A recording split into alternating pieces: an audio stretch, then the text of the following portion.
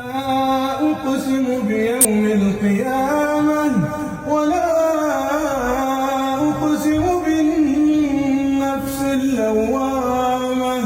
أيحسب الإنسان أن لن نجمع عظامه بلى قادرين على أن نسوي بنانه بل يريد الإنسان ليفجر أمامه يسأل أيان يوم القيامة فإذا برق البصر وخسف القمر وجمع الشمس والقمر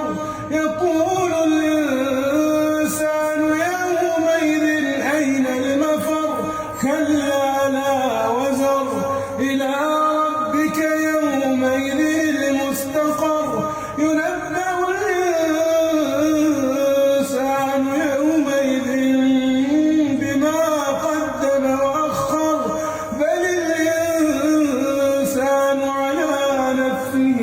بصيرة ولو ألقى معاذيره لا تحرك به لسانك لتعجل به إن علينا جمعه وقرآنه فإذا قرأناه فاتبع قرآنه ثم إن علينا بيانه كلا بل تحبون العاجلة وتذرون الآخرة وجوه يومئذ ناظرة إلى ربها ناظرة ووجوه يومئذ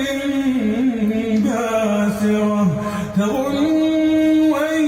يفعل بها فاقرة كلا إذا بلغت التراقي وقيل من راق وظن أنه الفراق والتفت الساق بالساق إلى ربك يومئذ المساق فلا صدق ولا صلى ولكن كذب وتولى ثم ذهب إلى